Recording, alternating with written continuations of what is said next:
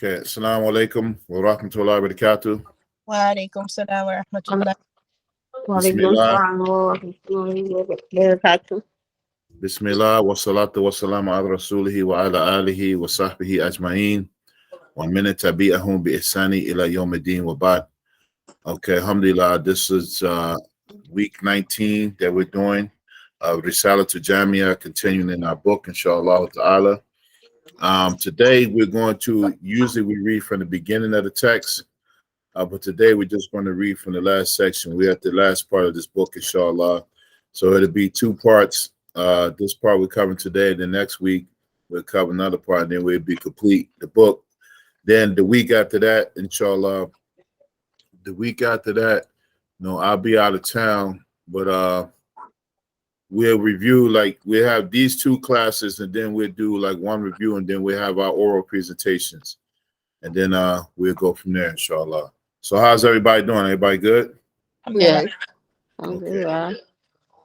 Okay, so we're on page 39 of the book. If anybody wants to read. Okay. Keeping the heart from vices. Yeah, read the title. Okay. Chapter 3, morals. Uh-huh. Keeping the heart from vices. This is a duty. Wajib for every Muslim. Likewise, the preserving of the 7 limbs is the compulsion on every individual Muslim.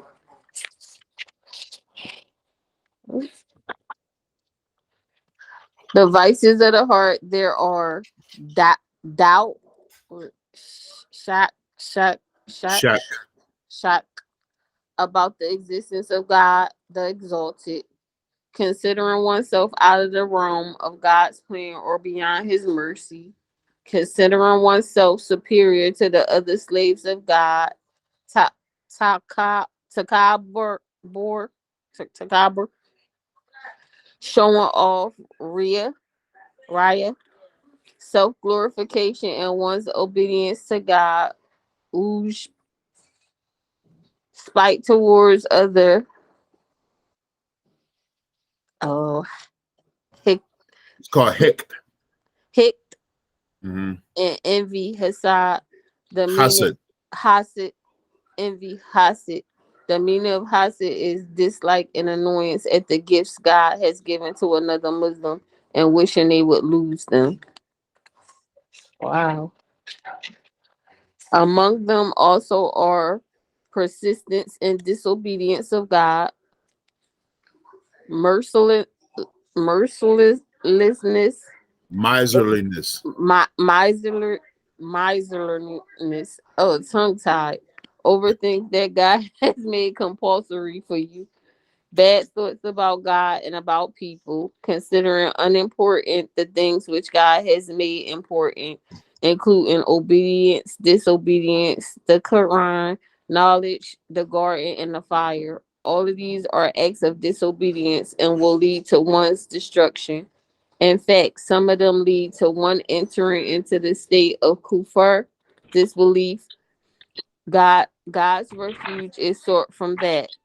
The virtues of the heart include belief in God, certainty, yakin, Yakin.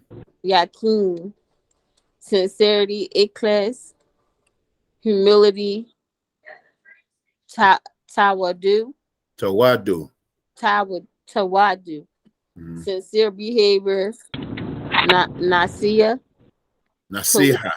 nasiha, Mm-hmm. towards the Muslims, generosity, keeping a good opinion of others, honoring the rights and sacred sites, shy, shy, Sha'air. sha'air of God, gratitude for the gifts of God, including Islam, obedience, and all his other gifts, steadfastness, sabir, and trials such as sickness, tests, the death of loved ones, loss of possessions, and the rule of people, consistency and obedience to God, patient avoidance of disobedience. Confidence about one's provision, resat Risk. risk, dislike of dunya, the temporal world, hostility towards the nafs, the lower ego, and towards Satan, shaitan, love of God, his messenger, and his companions, his family, and second generation of Muslims. Tabun, the right, the righteousness one. Salah, Salaun, Salihun. Soliun, Mm-hmm. satisfaction with God. Rida, Ridal. Redal, dependence on God. Tawakkul, Tawakkal. Tawakkul, and other acts of the heart which are obligatory and save the heart. Okay, stop there. Okay, so we'll cover this section. This will be the section that we'll cover today, inshallah. So we'll go through each one of these independently, inshallah. Let me how do I do this? I don't know. I always can't remember how to share this window. Hold on. No, that's not it. Hold on. Okay. Give me a second. I don't know why I can't never remember this. Man, hold on.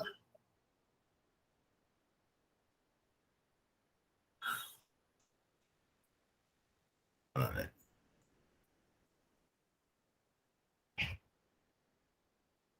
Okay. Okay. Slideshow. Comment slide.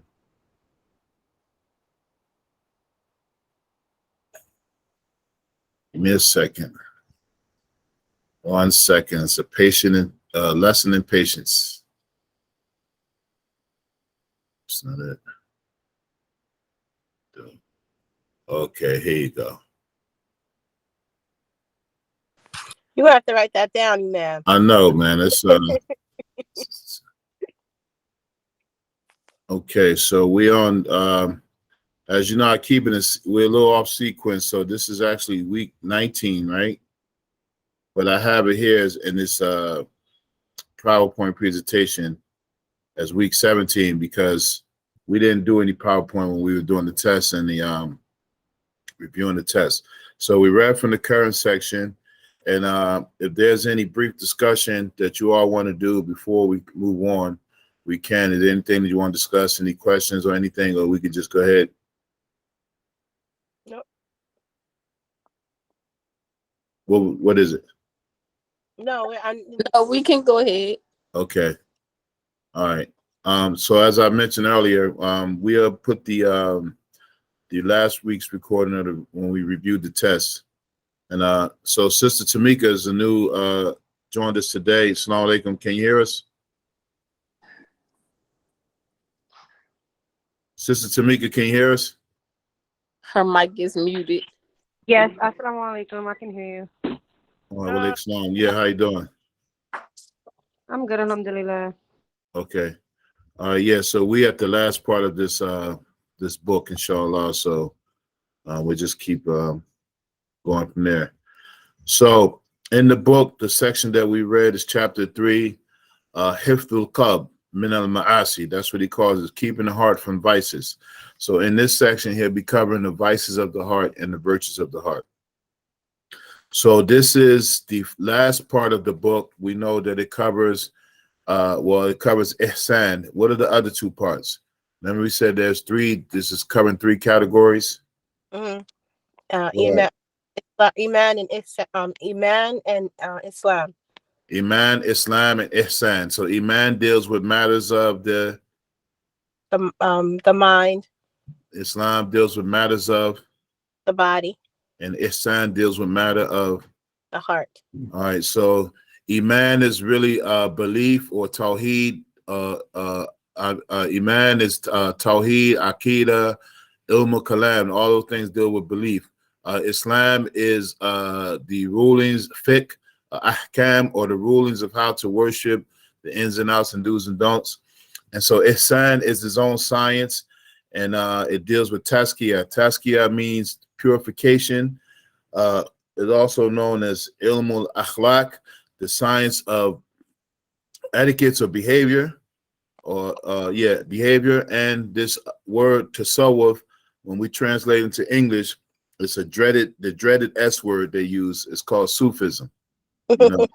And and many people are under some type of delusion about Sufism, what it is. And it goes from people thinking that it means you riding around on carpets and sitting in the dark and making these chants, and then it goes to where people, supposedly scholarly people, saying that it has no basis in Islam. But we've already established that it's ihsan, iman, and Islam. And where do we get these three topics from? Islam, iman, and ihsan. The hadith of Jibril radiallahu anhu. Yes, give us a brief overview of the hadith of Jibril, Sister Khadija. Okay. Bismillah.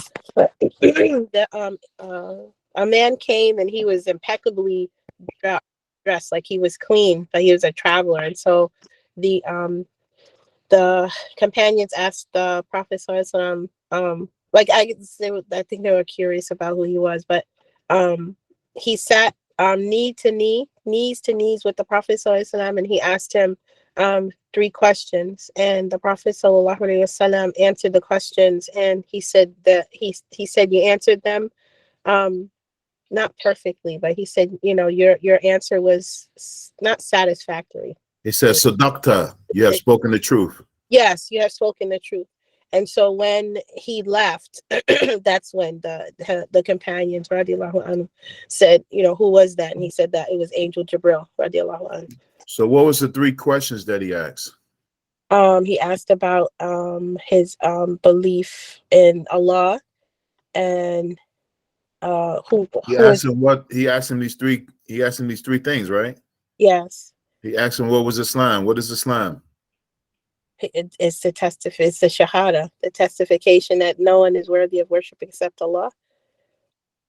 Right? That's the only part of Islam? No, and that Prophet Muhammad sallallahu alaihi wasallam is his last messenger. He's the seal. He's the seal of the prophets. Okay. What else? And then he asked him about no, what else? When he said Islam, that's all he said? He put me on the spot. Yeah, he said the 5 pillars. Islam. Yeah, the arkan. He said the arkan. Yeah. Okay. And then he asked, go ahead. No, go ahead.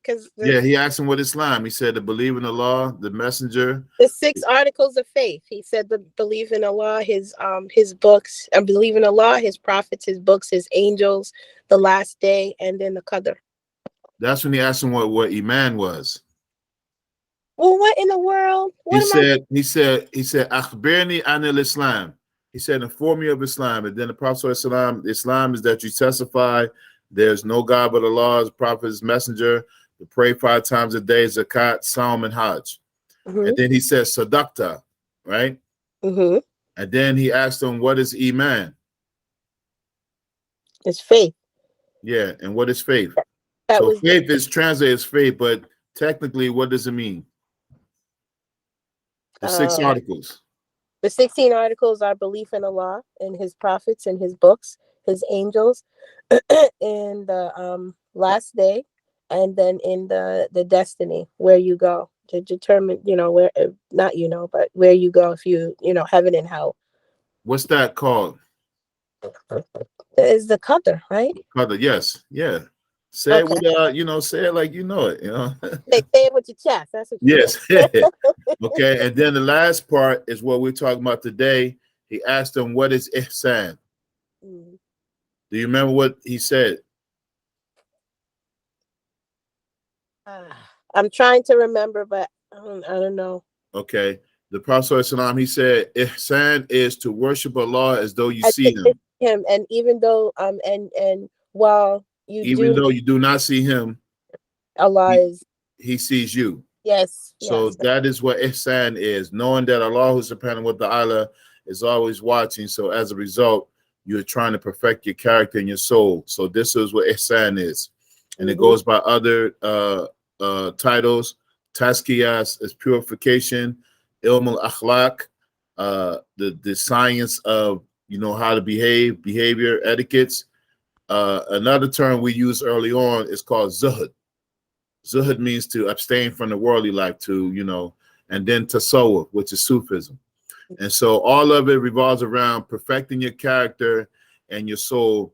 And I didn't put here, but it's one we used before, is that where tasawwuf is mainly about removing blameworthy traits from your soul and your character and replacing them with praiseworthy traits.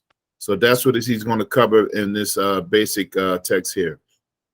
So this is the last part of the what happened? Hold on. I don't know what happened. Okay. Okay. All right. Hold on. All right. So we say ihsan. Okay. Then he said that it's wajib. So protecting your heart and your character is a fard ayn. Remember what fard ayn is, right? Yes. What is it? Fard ayn is your individual obligations. Yes. So this ihsan of being good in character and ridding our soul of vices and caprices, it is the same way that we perform our prayer and stuff, that the same approach. It is a fard ayn. Okay, somebody's joining. Okay.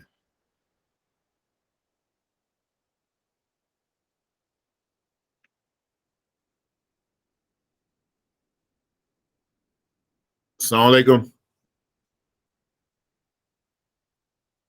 Ibrahim, you there? Yeah, you don't know how to use it probably. Now watch when I start talking, he'll turn his mic off. All right, so wajib is protecting your heart and character is the same obligation that learning how to pray. You have to know the ins and outs and do's and don'ts, all right? And then he mentions, what's going on? PowerPoint. The heart is the control center, and the relationship between the heart and the limbs is symbiotic. All right, so what is in the heart, you know, it is connected to the limbs, and also if the limbs do things, they are also connected to the heart. So it's very important to have this obligation of protecting the heart and protecting the character, because they're both related. And so here's a hadith of the Prophet ﷺ. He said, truly in the body is a morsel of flesh, which if it is whole, all the body is whole, and if it is diseased, all of the body is diseased, and truly is the heart. So as we mentioned that, you know, even things on the external can affect the internal, and internal drives the external, you know. So what's in your heart is supposed to show up on your limbs. And when your limbs are doing things that might not be in your heart, it can affect your heart. All right. So this is a science in and of itself to protecting yourself, protecting your character. And, you know, of course, we have the tools. And here in this section, he's going to identify some of the vices and the virtues. All right. Are there any questions so far? No. All right. So here, you know, you should know the term ihsan and know its synonyms. You know what wajib is. We covered that in the early part with the salat. But it's the same meaning here for tazkiyah or ihsan. And this is a hadith many of you are familiar with. It's part of the 40 hadith of Imam Nawawi. All right. So now he's going to get into some of the vices that he mentions. All right. So the first one he mentions shak. Shak is doubt. And he says about the existence of Allah. So there's a hadith that a person, you know, they'll continue to be asked about Allah's creation until they will be, you know, where it would be said to them, who created Allah? You know, there's a hadith about that. And so we have to identify these vices of the heart and work on removing it. And, you know, and it's not unnatural to have doubts. You know, it's not unnatural to have doubts about things, to be insecure about situations. But when they come up in your heart, you have to work to try to remove them. All right. The second one is he mentions feeling safe. I forget the translation of the book, but this is the term. He says Al-amnu min makrillah. Al-amnu min makrillah, which means that you feel safety from Allah's plan, or you feel safe to the point that you don't think Allah will punish you. Oh. That you feel safe that, okay, I'm doing good, Allah got me, I don't have to worry about that kind of stuff, that we should never be comfortable enough that we don't think that Allah subhanahu wa ta'ala will punish us. And I have put this in parentheses. I was supposed to put an ayah here, but this part of the book, our beloved brother, which we call number 2 at the masjid, his name is Issa Bey. He was doing a class on just this section of the book, but we're going to revisit it because I would like to go more into detail on each and one of these points. So I was supposed to put an ayah here where it says that, do you feel safe from Allah's wrath? And then there's another ayah, it is only the disbelievers and the hypocrites who feel safe from Allah's wrath. And in Surah Al-Kahf, we read every Friday, you read about the story of the men with the 2 gardens. The one that had the gardens, this will never come to an end. Nothing will never happen to me. So that's one thing, that we should never feel safe. Even though Islam is safety and security, we should never get to the point where we're absolutely safe that Allah won't punish us for what we do. So the other one he mentions is kunut. Kunut means despair. When you make the salat in witr, you make the kunut. Yes. You make this salat out of like desperation, but kunut means to despair, or you have a feeling that there is no hope. And then there's an ayah in the Quran where Allah says about his servants, he says, those who have transgressed your souls, la taqnatu min rahmatillah. Do not despair of Allah's mercy. And that Allah will, Allah is all merciful, right? So between these two, we should settle between these two, that we should never feel hopeless or full of despair, and we should also not feel absolutely secure, So, and there's a hadith where the Prophet Islam said the believer is between khawf and raja, between fear and hope. That we always fear that Allah subhanahu wa ta'ala will punish us, and we always hope that he will forgive us and accept our efforts, and in between that is a whole world of work. And in that work, sometimes it can seem like you can become feeling desperate. You can feel like, that, okay, I got this, I avoided this, and this is part of the nafs that we got to control, that, we can get cocky and sometimes we can be hopeless, we just got to balance that and training ourselves, to identify these things. So shak, which is doubt, al-amnu min makrillah, feeling safe from Allah's plan. Makri means Allah's plan. And kunut, because it's possible that Allah could have the plan to punish you, and kunut, despair. Then the one we talk about is takabbur, having pride, or meaning that you think that you're better than someone, or you put people down because you might despise them, or feeling, and we're not talking about pride where you feel like you have integrity, like proud to be black, that's what we need to be, but not that kind of pride. But if that pride leads you to look down on other people or make you feel like supreme, then that's a vice, but when you have integrity and honor about being who you are, that's not the same thing, because I've heard Muslims say this, when you talk about being black and talk about our history and our heritage, people talk about, oh no, that's haram. No, we're not portraying our blackness to say that we're better than somebody. We're just saying it so because we was never recognized as anybody, and so we're just bringing that back. So, but if you become black and you think, okay, any other race is beneath you, that is takabbur. All right. The other vice of the heart, he says, riyad. And riyad means wanting to be seen or recognized, particularly for religious acts. Particularly for religious acts. So, because it is a natural thing, and this is the trick of the soul, some things that we feel delight in doing. You know, if you do something good, you want to be recognized. You want a positive reinforcement. You want a pat on the back. You know, you want to know that you're validated. You know, but when it's religious acts, you know, you want to avoid it because it can, you know, the Prophet ﷺ said in the hadith, he said it's shirk al-khafi, that is the hidden shirk. You know, anybody recall the hadith when he talks about the hidden shirk? One of the descriptions he gave about hidden shirk. There's a specific prescription he gave about hidden shirk. That it said it's like something. Khafi meaning like it's hidden, it's concealed, right?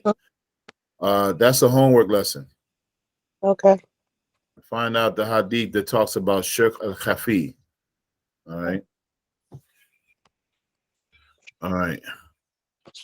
Wait, hold on. Huh? I said 1 second. Don't flip yet. Said don't start. Don't flip yet, because I wanted to make sure I get the homework. Okay. All right. Okay, what's going on here? Hold on. PowerPoint is acting up. Okay, we did that shirk. All right. Okay, the next one is ujub. I didn't put my animation on this one. All right. So ujub, he mentioned, ujub means to be happy or being amazed with yourself, with something you've done. And that's not really a bad thing, but if you're forgetting Allah's grace and where it came from, then that's when it becomes a problem. You know, ujub is like conceited. Mm-hmm. You know, and you know, or being over. Hold on.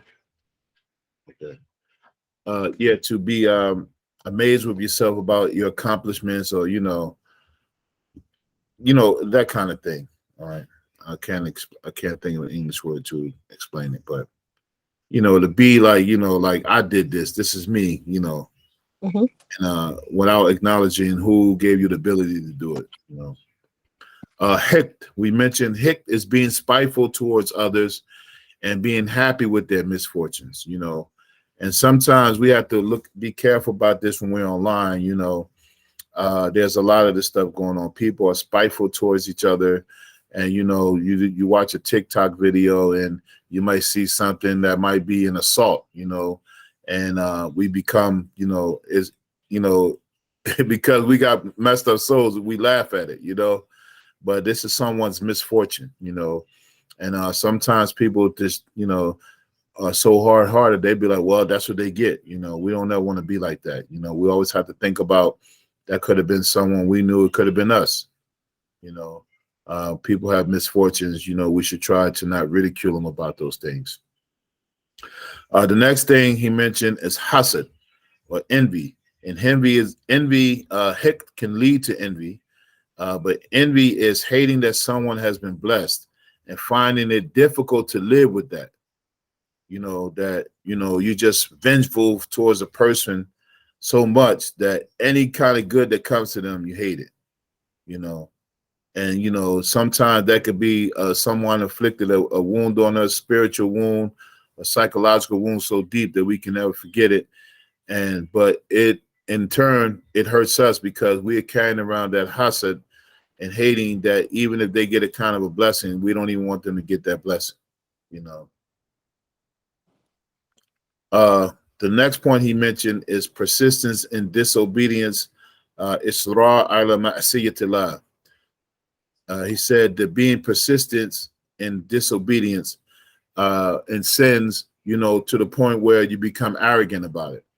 You know, I'm doing me. You only live once. Can't nobody tell me nothing. I'm grown, you know. And you know, some of the stuff that we see online, people just do what they want to do, and then they're not worried about the consequences until the consequences actually hit. You know, Imam Amin, you know, my fellow Imam, he said everybody wants to be Malcolm X until it's time to be Malcolm X. You know, like in other words, you know, everybody wants to, you know, stand up for the principles to talk about them until it's time to actualize them. And the same thing with this sin, that everybody wants to be on their own. For people who are afflicted with this, they want to do what they want to do until the consequences hit, and then they want to, find a way out, and that's not good. So Isra ala ma'siyatillah is a sickness on the soul that we have to work on purging. The next one that he mentions is bukhl. Bukhl is stinginess, greed, and it means to hold on to what you have and not wanting to part with it, especially when you are supposed to. So bukhl becomes when it's time to give zakat and it's time to help the less fortunate. It's time to help somebody in need. We do it and then we forget about. We make it. We make excuses why we won't do it. I got to get my own. I'm chasing the bag. I got to take care of me. Huh? Say it again. Oh, I'm sorry. No. I'm sorry. My mic went off. Okay. Can you put it on mute? Yes. All right. All right. So bukhl is that stinginess or greed, or hoarding wealth and not wanting to part with it, or feeling some type of way when you had to give it up. The next one he mentions is su'ul dhan. Su'ul dhan is having a bad or low opinion of Allah and His creation, and this is related to some of the stuff we mentioned earlier about not having confidence and stuff like that. So having a bad or low opinion of Allah means that you're not upbeat about what Allah can do for you. There's hadith Qudsi where Allah says that I am as my servant thinks I am. And meaning by that is that, if you think that if you have a good opinion that Allah will forgive you, Allah will forgive you. If you have an opinion that Allah will punish you, it's possible He can punish you, But having a bad or low opinion is like, where you lose hope. You don't think Allah will forgive you. You think this is too much. You think that what He gave you as a challenge or a test, that it's overburdensome. When we know that Islam teaches us that Allah doesn't give us any burden beyond our capacity, So having those su'ul dhan of Allah and also His creation, having a bad opinion of people, always being what's the word? Like being on edge, being anxious, or thinking somebody's out to get you, or paranoia and all these kind of things. These are all vices of the heart. And sometimes, they're not unfounded. Sometimes we have issues with people and, you see it coming a mile away, but you should still have, you should still try to avoid su'ul dhan. All right. And then he mentioned a term here was called tasgir. All right. So what does this word tasgir sound like? Anybody? Not tasfiyah. When we begin the prayer, we do what? It's what? Why am I forgetting it? Taslim? No. When you begin the prayer, you say Allah Akbar. Yeah. Say What is takbir. that called? Takbir. Takbir. Okay, so this is the opposite. So takbir is to proclaim something great, to proclaim something mighty, and tasgir means to make something small, or it's belittlement. And that's sometimes what we might do with Allah's creation, is that we will belittle things that we shouldn't belittle, or we will undermine people's accomplishments, or make it seem like it's insignificant. So that's what tasgir means, all right? To belittle something or someone, and also belittle ourselves with respect to our opinion to Allah subhanahu wa ta'ala. All right. Okay, let me make a clarification. The brother that's on here is one of my respected brothers. I thought this was somebody else. The other brother, my brother Damil, I know from a long time. I'm shocked. I'm shocked to see him, but I saw the name. Assalamu alaikum, Aki. I don't know if you can hear me or not, but he's laying in the cut. Okay, I thought he was the brother from the masjid, so that's why I was like, I was great to get on his top. Okay, so tasgir means to make something small or belittlement. All right. Okay, let's go to the next one. I don't know why my PowerPoint is acting up today. Okay, so then after that, oh yeah. So then after that, there are two terms he mentioned at the end after all of those vices of the heart. He said that these are al-ma'asi, which means sins of disobedience or insubordination. So ma'asi is different from another word that's for sin. It's called dhanib or dham or dhunub, which means a sin or an error or mistake. But when a person has ma'asiyah, when they commit sins, then they become insubordinate. And it also comes from a word means to refuse. So and when a person is engulfed in ma'asiyah, sins, then they become like belligerent, And you ever come across these kind of people, you tell them about themselves, fear Allah, and they'll tell you, mind your business, and they try to remind you, and then you become, just, what's another word we use? In opposing, like you become indignant when someone tells you. So that's how the word, when you're engrossed in sin so much that it does something to your psyche, So we have to learn how to fight that. The Prophet ﷺ, he said in Hadith, he said that all of my ummah will enter paradise except those who refuse. And he was asked, who are those who refuse? He said, the ones who will enter are those who obey me, and the ones who refuse are the one who they refuse to obey me. So this word comes from ma'asi, comes from that word to refuse, to rebel. All right. Then he uses a term here, al-khaba'ith. Al-khaba'ith is the plural of khabith. Khabith means something that is filthy, wicked, or repulsive. Is anybody familiar with the dua that you say when you go in the bathroom?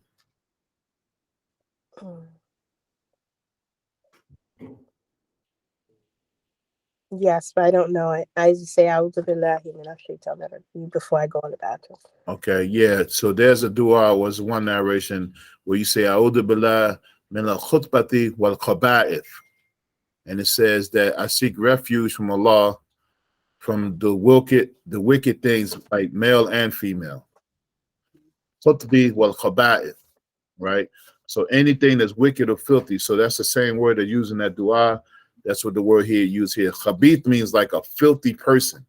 If you call someone, that's like an insult. I don't know how we could say it in English, like we would say, but you call, growing up, you call somebody dirty, trifling. Yeah. That's like, man, what I mean? Even if you were dirty, if somebody called you dirty, that's not acceptable. But khabith means like wicked or repulsive or something that's dirty. So that's what he mentioned here, removing these vices, because when you're engulfed in sin too much, they make you spiritually wicked. And then he used the mahlukat.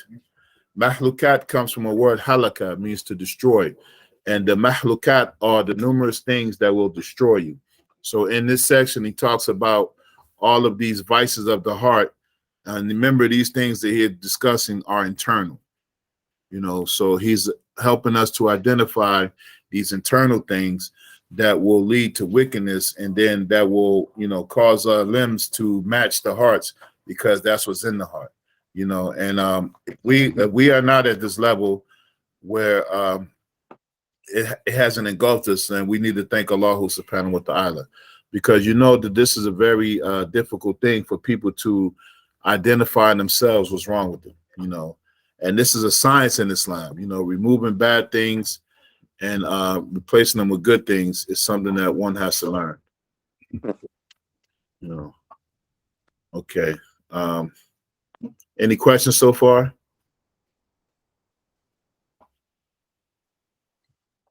Any questions? No. Okay. I just saw his hands raised, but maybe he did it by accident. Say it again. I saw somebody's hand raised, but maybe they did it by accident. Oh yeah, that was the hidden hand in the house. What happened? All right. So we'll go on to the next one. I don't know why this PowerPoint is acting up on me. Okay. Let's go to the next one. What's going on here? Give me a second. Okay. Okay. Okay, the next section. Now he talks about the virtues of the heart that we read about. So he talked about the vices, and now the ta'atul qalb. He called the obedience of the heart. So he mentions a few things. So the first one that he mentions is iman. So we went over iman already, where it's faith, safety, and secured awareness. So this is one of the best virtues. So we have already been blessed that this is the most important one, is to have iman. You know. Then he mentions yaqeen. So after iman, it's faith, and it's already should be secure. So when you enter into Islam, it's on the assumption that you are sure, you are certain that you believe in these principles and that you're going to do your best to uphold them. And any event that, and it's possible to happen, that iman can be weak, iman can be strong, iman can be up, it can be down, you always have to work on strengthening it. So yaqeen means certainty, strengthening of the faith, and to be firmly grounded, And it's, we mentioned in the Quran, we mentioned before, like some of the secrets of the Quran is in the order that the Quran is in. So when a person opens up the Quran, even if they're not familiar with Arabic, one of the things that they'll come across, وَبِالْ آخِرَةِ هُمْ يُوقِنُونَ, that the believers, and in the hereafter, they are certain, So yaqeen is connected to the hereafter, that one has to become certain of things that they might not be sure about because it's not right in front of their face, All right, the next one is ikhlas.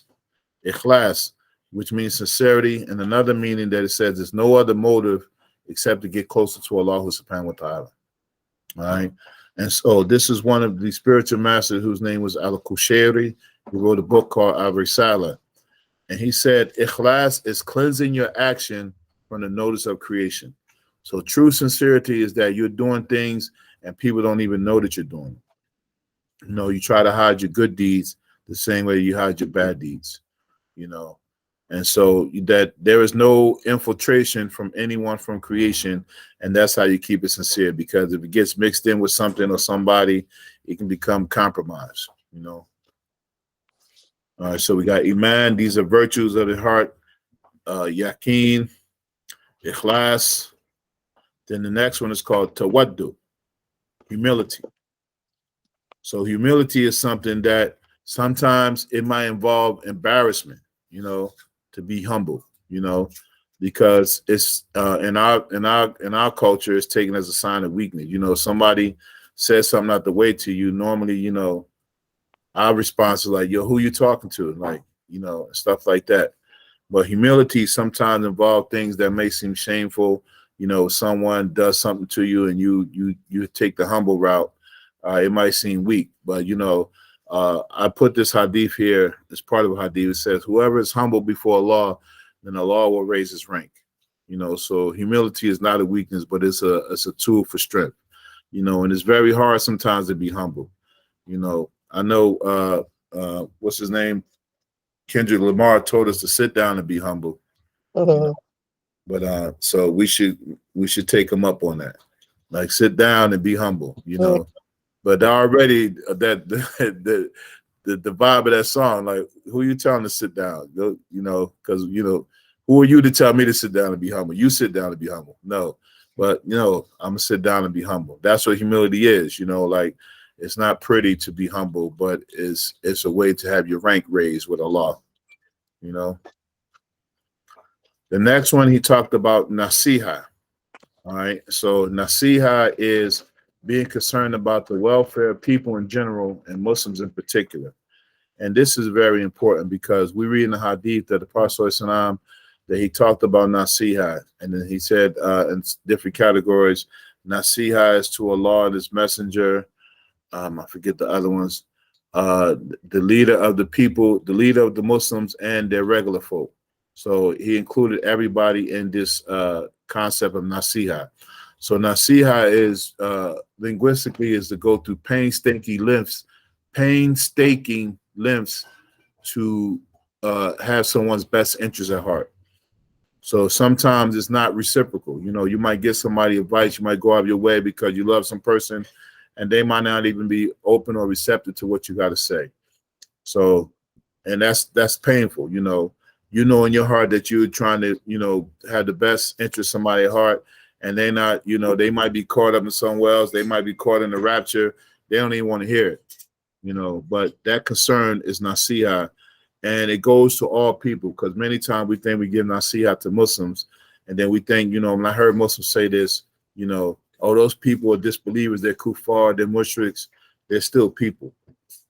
They're still people, and we should be extra careful with our family members, and to not, having their general welfare and being generally concerned about them.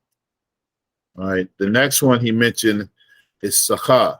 Sakha is to have generosity and to be happy and pleasant and giving without conditions.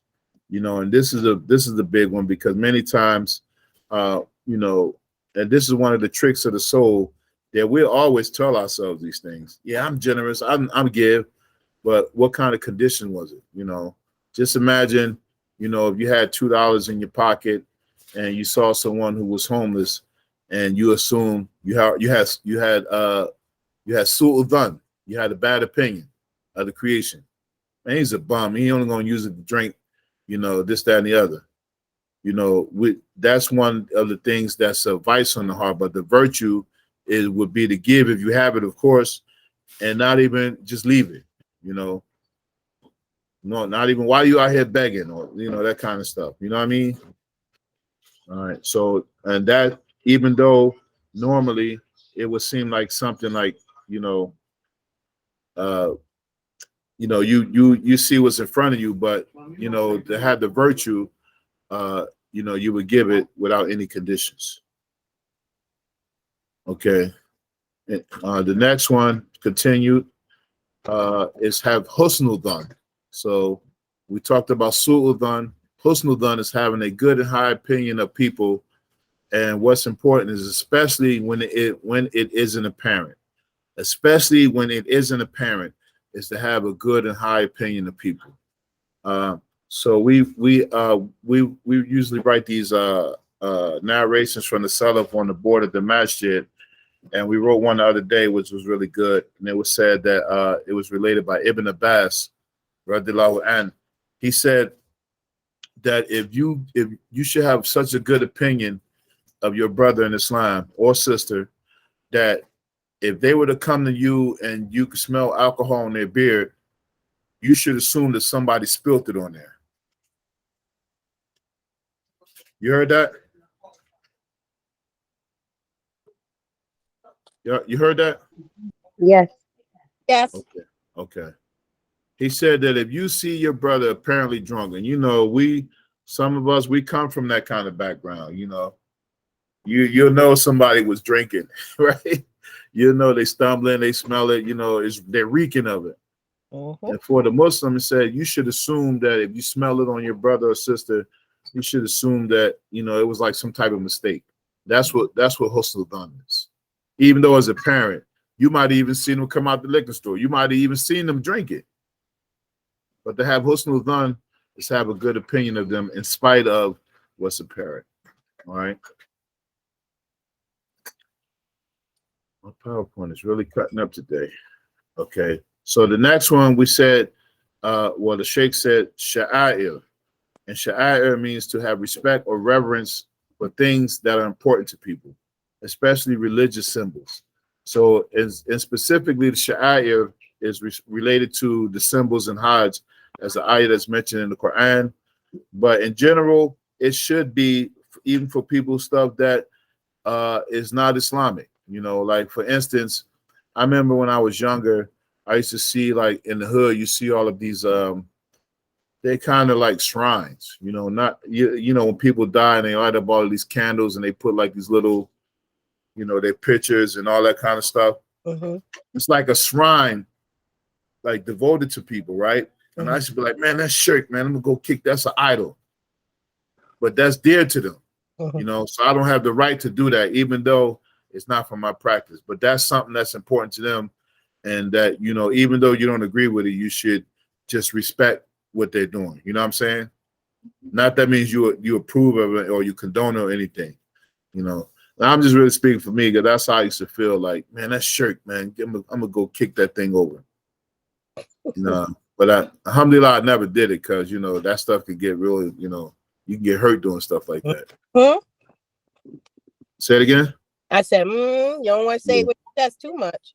Yeah, because, you know, but yeah, just respect, you know. Then he mentioned shukr.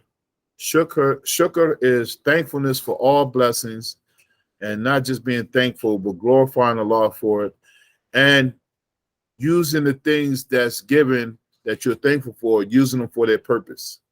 For instance, Allah gave you, you know, good sight. You use it for looking at things that are permissible. He gave you hands. Use it for things. Use your hands for things that are permissible. He gave you the ability to walk toward things that are permissible, and so forth and so on.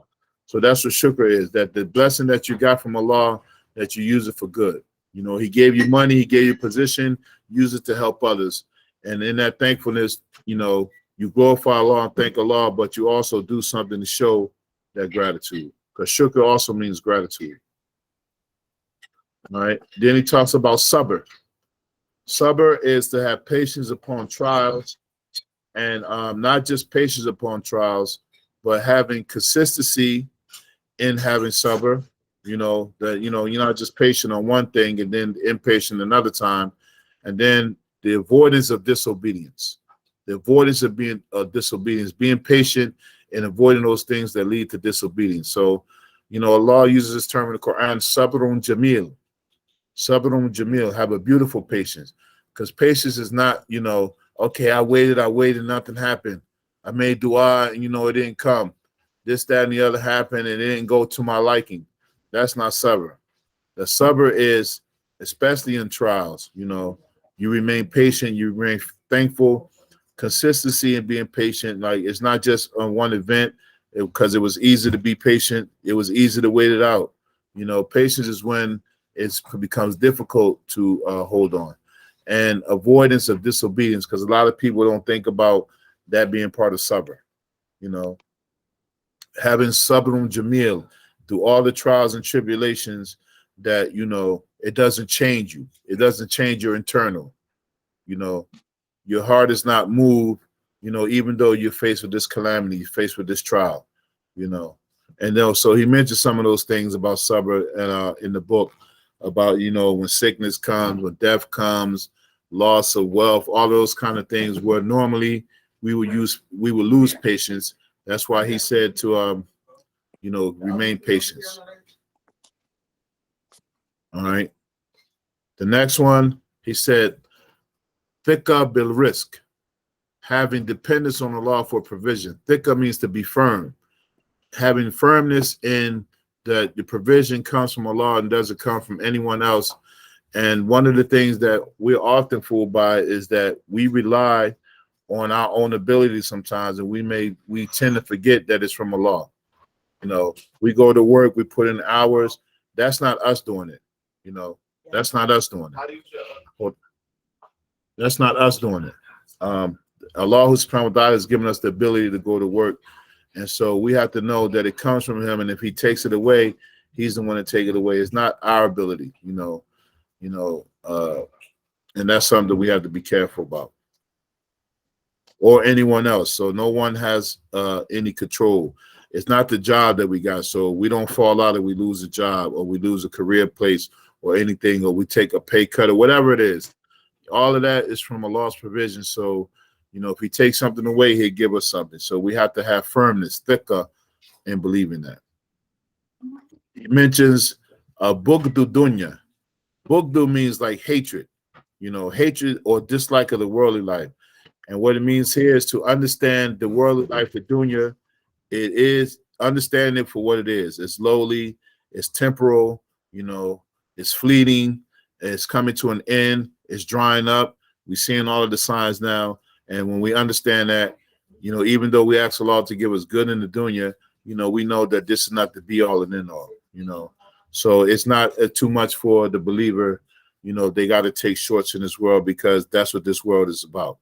Don't be deluded by it and giving it more than it's due, And, as we mentioned earlier, Surah Al-Kahf, the rich man, he thought it would never come to an end. Okay, the next one, he said, is adawatu nafs. Adawatu nafs. Okay.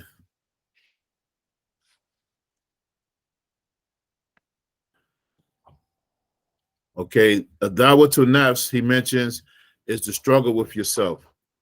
Aduwun means it means an enemy.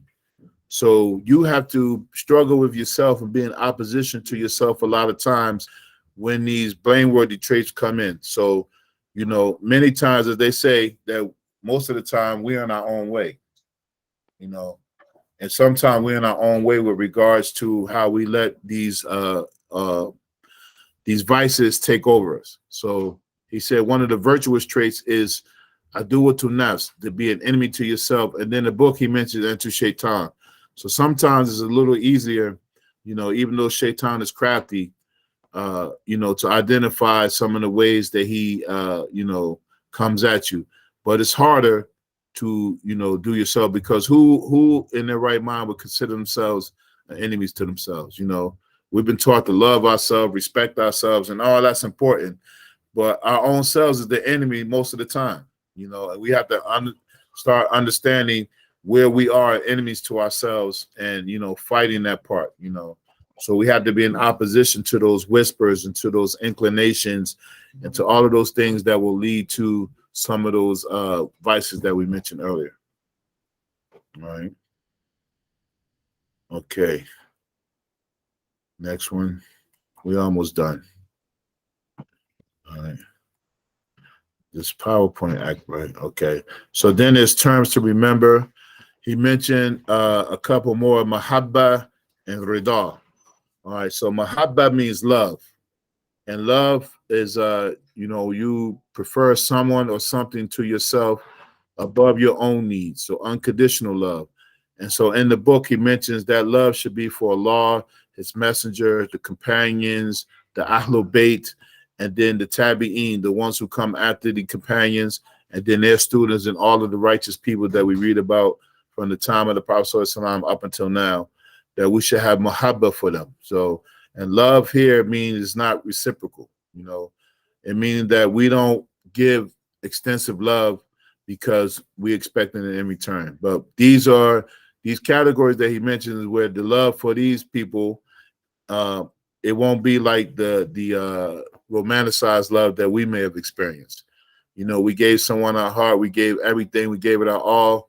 You know how the song goes, I gave it my all, but it just wasn't good enough. I just botched that up. Yeah, we are right where we were before. Something. Sorry. Okay. We got it. Wait. Okay. All right. As long as you get the idea. Well, you give your all, but there's just, it wasn't good enough, or someone took the love and they abused it, or someone didn't appreciate it. But the love that we have for Allah and his messenger, sallallahu, and the companions and the righteous, that is something that we give our all to, because in that is salvation and safety and how we develop ourselves. All right. Rida is contentment, or contentment means being pleased with what Allah has decreed, good, bad, or indifferent. Being content is one of the biggest traits that we can acquire, and having virtues of the soul is being pleased with what Allah has decreed, good, bad, or indifferent. Because many times, we're easy going when things are smooth, but when things become rough and we're tested with trials and sickness and death, and we lose our loved ones, it's what Allah subhanahu wa ta'ala has decreed, and how it happens or how it occurs in situations is not necessarily connected to Allah's love or his mercy or his justice or anything. It's just connected to what he decreed. And that's something that the only way to accept it is just to accept it. you know, because if you think about it too much, you know, it can lead to doubt. It can lead to, you know, having uncertainty. So if you notice in all of these things, and the vices and the virtues that he mentioned, the virtues are just the opposite of the vices, right? They're the opposite. So he mentioned tawakkul is relying totally on Allah.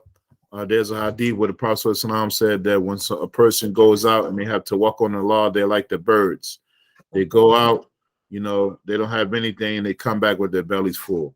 You know, a bird goes out, they don't know where they're going to stop at, where it's going to be food at, but they fly knowing that there will be provision there for them, you know. And we have to be like those birds. We go out the door, we don't know how it's going to come, but we made dua. We left out our house, we said dua, Bismillah wa tawakkal ala Allah. And that's a dua that you say when you leave your house. Bismillah wa tawakkal ala Allah wa la hawla wa la quwwata illa billah. That you know, you say Bismillah, and I put my trust in Allah. Tawakkaltu, Tawakkaltu ala Allah. I put my trust in Allah. Wa la hawla wa la quwwata illa billah. That there is no power or might except with Allah. And that's when we leave our house, and those things make a ton of difference. All right. So then at the end, at the beginning of the other part, he mentions he mentions the wajibat. The other part we talked about the khaba'ith al-muhlikat, the things that are destructive, right? So here he mentioned that these are the obligations that one has to put in their heart after removing those other vices. And at the beginning of the class, we said that you know, tazkiyatun nafs or ilmu akhlaq or tasawwuf, it is about identifying those vices, those blameworthy vices, and removing them and replacing them with these praiseworthy virtues. All right. So he said this is a wajibat. It's the obligation the same way a person is obligated to know what are the pillars of the prayer, what is obligatory in the prayer, what is sunnah in the prayer, all of that stuff. It is the same thing for the soul. And then he mentions al-munjiyat. So al-munjiyat means the things that will save you. And the other part, he said, al-muhlikat, the things that will destroy you are those vices. And these things are the munjiyat, are the things that will save you. And then he mentioned another part, I didn't put it here, so in this presentation. So he mentioned about that some of these things, they will enter a person into kufr if they don't work on them. You know, so a person is giving themselves to doubt, you know, to shak, it can lead to disbelief. If a person is constantly giving themselves to ma'asiyah, to sins, it can lead to minor sins, to major sins, and then it can lead to one believing that, you know, that it's no longer a sin. And then, you know, this is kufr for one to commit a sin and they don't believe that it's a sin or that they will be punished, you know, and some of these things that we mentioned. So we'll end there, and then next week we'll talk about the vices. He'll talk about the 7 limbs and the vices of the limbs, and then we'll discuss that. So there are are there any questions? No. All right. So this part, I think I'm going to get with Mr. Bay to see if he continue this book as a separate thing. But if he doesn't, I would like to go more in detail, because this part of, you know, ihsan, you know, whatever term you want to call it, there's another term called suluk, there's another term called tasawwuf, zud. All of those terms, they all are interchangeable, but they mean the same thing: purifying your heart and soul from those vices that lead to disobeying Allah, and replacing and replenishing your soul with those virtues that will help you get closer to Allah, that He'll be pleased with you. And this is a science that many scholars have called, it's the living science. The living science, because actually you have to see this kind of science actualized. You know, because you can read Quran, you can read authentic hadiths, you can read great books of the Salaf, but you need to see people actualizing this behavior. And that's how it impresses you. Because just imagine, you read something in the book, you can read thousands of books, but somebody can do one gesture that's good that make you be like, man, that's what Islam is about. And when that warms your heart and makes you think, that can go a long way than hundreds of books that you read. You know, and sometimes you have to be around people, and this is with people who they specialize in this science. That this is what they concentrated on is, you know, this ilm of akhlaq, how to behave, you know, and this akhlaq it goes to all aspects of our deen, you know, how you deal with people, how you deal with neighbors, all of this kind of stuff, how you forgive people, how you overlook faults, you know. Husnul Dhan is a very good one, you know, even with Muslims, you know, you have to assume that the person is best, you know, and sometimes we may have learned the opposite, you know, when we're growing up, you know, we learned to be suspicious of people because we on edge of where we live. You know, you got to watch out, man, for they, you know, and, you know, so it's just training of the soul, you know, so we'll continue the second part next week, inshallah. So are there any questions before we conclude? No. Okay, alhamdulillah. So I'd like to thank Sister Tamika and my brother Damil for joining us this week, inshallah. You guys came in at the last leg. We got 2 more classes before we complete this book. But we do have it on our YouTube page that you can go back and review, inshallah. And we do hope you can join us next week. Our sister Khadija is the class president. You know, she's kind of quiet today. That's strange, I say. Then we have my cousin Nishan here. You know, we go back to like 9th grade. I knew Nishan was going to be a star. And then, you know, I had no idea Allah would bring us to Islam, but you know, she was like studious in class. You know, one of those students be like, I had Su'ul Dhan back then, but I didn't know it was Su'ul Dhan. Man, this girl thinks she's smart. Yeah, so, but alhamdulillah, look how Allah worked, you know. All right, so we're in there, inshallah, and we'll continue next week.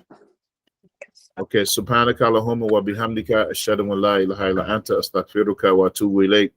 Assalamu alaikum. Wa alaikum salam. Assalamu alaikum.